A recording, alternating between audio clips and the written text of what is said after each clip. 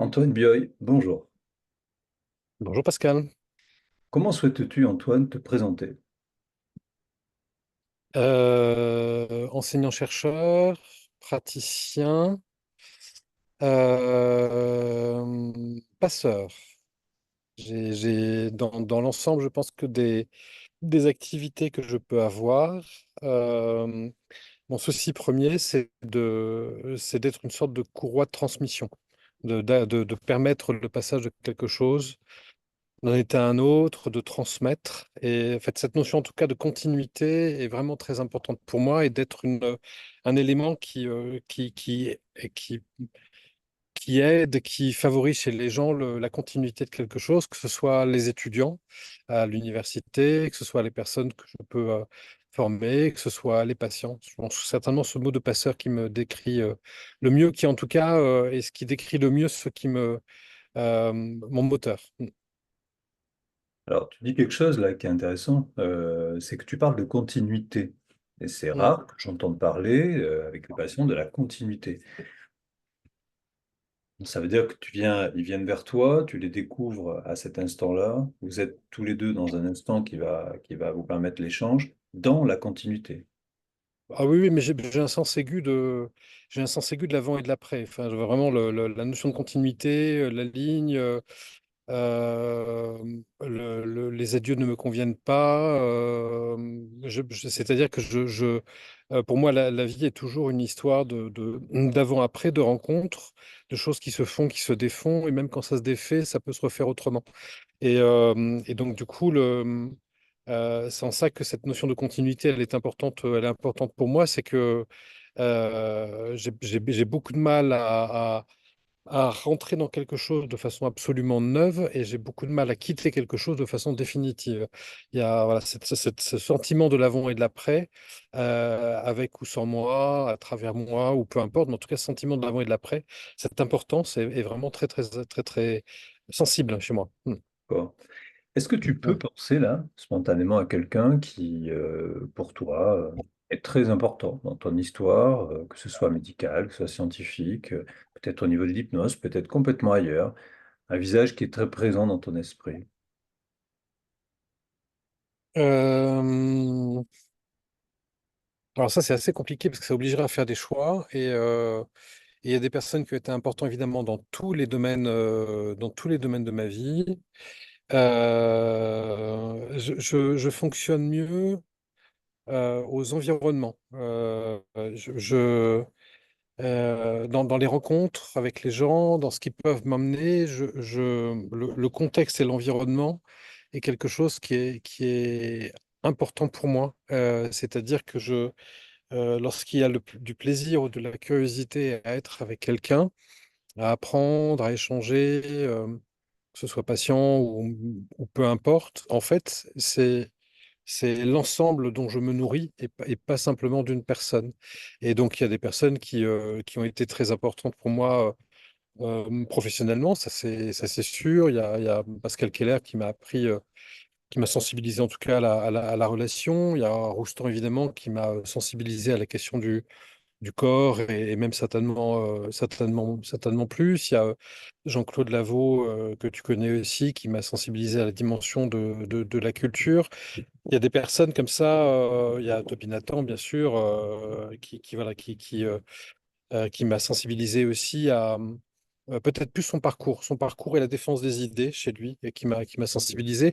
En tout cas, c'est vrai que j'aime bien les agitateurs, j'aime bien les gens enfin, les gens qui m'ont en tout cas marqué sont probablement des personnes qui sont facilement dans la provocation, mais la provocation pas stérile, la provocation qui est une provocation qui n'est pas là pour gêner les autres, qui est là en fait pour aider les personnes. C'est trop fort. Qui est une invitation aux personnes de façon à pouvoir s'enrichir et penser autrement. Et certainement que les figures comme ça importantes qui vraiment m'ont transformé, Daniel Goldschmidt aussi que tu connais, enfin voilà, les personnes qui m'ont transformé, ce sont ces personnes qui sont des agitateurs et qui du coup voilà, ont permis cette richesse et cette évolution. Du côté de la vie personnelle, c'est essentiellement des femmes, beaucoup plus que des hommes. C'est vraiment l'entourage féminin. J'ai un entourage professionnel qui est un entourage assez masculin. J'ai un entourage, par contre, personnel qui est assez féminin. Et je dirais que c'est probablement l'une des caractéristiques, c'est probablement la puissance, la puissance du féminin qui m'avait vraiment fait grandir. Et si je devais vraiment trouver un trait commun à l'ensemble des personnes qui font partie de ma vie professionnelle et personnelle, masculin, féminin, non-genré aussi, ça serait la générosité. Je trouve que je suis entouré de gens extrêmement généreuses. Et je crois que c'est vraiment l'élément commun des gens qui sont autour de moi, c'est la générosité. D'accord? Alors justement, puisque tu nous dis ça, est-ce que ça t'évoque un patient, une patiente sur ton chemin, avec lequel tu t'es trouvé dans ce rapport-là de générosité, de surprise, de peut-être d'agitation, tout en étant le passeur? Voilà. Est-ce que ça t'évoque quelque chose ou une expérience peut-être? Il y a en tout cas, j'allais dire plus une atmosphère qu'une expérience. Il y a euh, surtout l'expérience venant, c'est-à-dire quand on commence à se décharger des règles que l'on a apprises, qui sont nécessaires, hein, mais pour être en entretien avec l'autre, précisément cette notion de continuité est une notion qui fait que les rencontres dans le champ professionnel deviennent très rapidement des rencontres personnelles. C'est-à-dire que euh, je suis facilement nourri par l'autre en essayant vraiment d'aider l'autre autant qu'il m'est possible. Et cette dimension du personnel à l'intérieur du professionnel est un climat dans lequel j'essaie de rendre la générosité dont je parlais tout à l'heure. Donc il n'y a pas une situation, mais je me suis rendu compte que dans l'évolution professionnelle, il y avait une façon différente en fait d'envisager la personne et qui finalement correspond sans doute aussi à ma propre progression. D'accord. L'hypnose, tu en parles, tu as écrit beaucoup de choses, tu as supervisé des travaux sur la transe hypnotique, la transe européenne, la transe qu'on pratique chez nous. Dans cette transe, est-ce que finalement la rencontre avec le présent euh, permet justement de pouvoir comprendre et de faire parfois bouger des choses? Euh, je crois que la question est trop compliquée pour moi. Je ne saurais pas y répondre. Il me Et t'as vu, semble je fais que exprès de ne pas parler de passé, je fais exprès de ne pas parler de ce qu'on va voir après, je parle vraiment exprès du présent, parce que moi, quand on parle de générosité, je ressens quelque chose dans le présent. Ça fait du bien, le mot générosité, et on le comprend dans le présent. Quand on parle de l'abbé Pierre, on parle de la générosité, parce qu'abbé Pierre, on peut en parler tous les jours, on peut en parler dans le présent de tous les jours, en fait. Est-ce qu'avec l'hypnose, c'est ça qui nous met dans le présent du patient?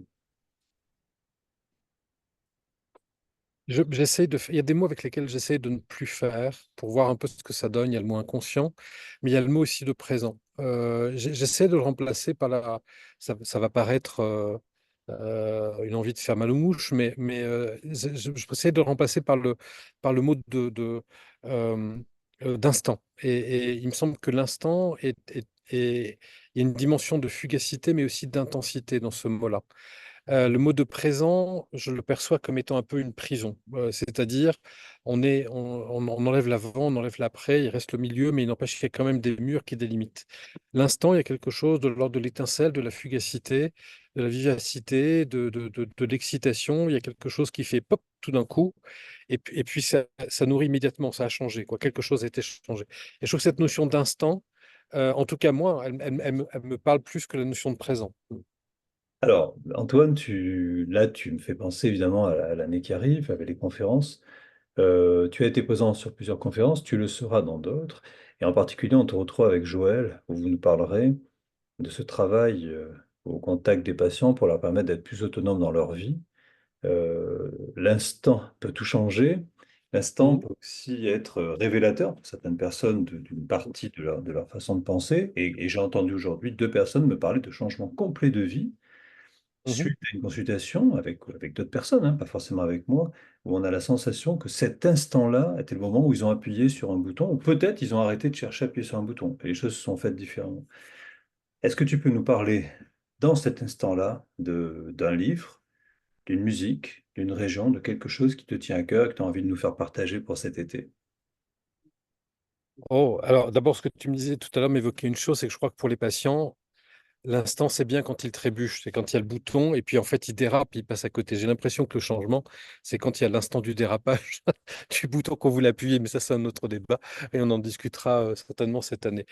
Moi, il y a en tout cas il y a en tout cas un livre qui m'a, parmi le top 3 des livres qui m'ont vraiment complètement transformé. Maintenant, il est devenu très connu puisqu'on vient d'en faire un film, c'est Dune. Dune a vraiment été, de Frank Herbert, ça a vraiment été un livre qui a été extrêmement important pour moi parce que c'est un livre qui est un livre qui est tout sur qui est sur l'ambiguïté, l'ambiguïté de l'être humain, l'ambiguïté de ce que l'on veut, l'ambiguïté de l'héritage aussi. Et puis il y a cette dimension héroïque fantasy, moi qui m'a aussi beaucoup bercé. J'étais aussi très influencé par un autre cycle d'Heroic Fantasy qui s'appelle le cycle d'Elric des Dragons, Stormbringer, et qui a une particularité vraiment très intéressante, c'est que c'est un anti-héros. Il naît albinos, il règne sur l'univers, mais sur l'univers, sur un territoire assez important, mais voilà, il est albinos, on va lui contester ce pouvoir-là, et en fait, cette quête, c'est une anti-quête, c'est un anti-héros. Et voilà, je trouve ce chemin absolument merveilleux. Je dévoile pas la fin, mais la fin est à la hauteur du livre. C'est beaucoup l'heroic fantasy, moi, qui m'a bercé, qui m'a beaucoup transformé. Les anticipations, également les livres d'anticipation, énormément. Et donc, je pense que ce serait pas mal de revenir à ces livres-là. Les séries sont importantes. Les livres, ce sont des choses sur lesquelles on revient. Quand on a vu une série, parce que justement, là, il y a l'image, on n'y revient pas forcément. Dune, j'ai dû le lire, je sais pas, 10 ou 11 fois, certainement. Le cycle d'Elric, je l'ai lu 2 ou 3 fois, je l'ai redécouvert en BD, etc. Voilà, enfin, je revenais à l'Heroic Fantasy.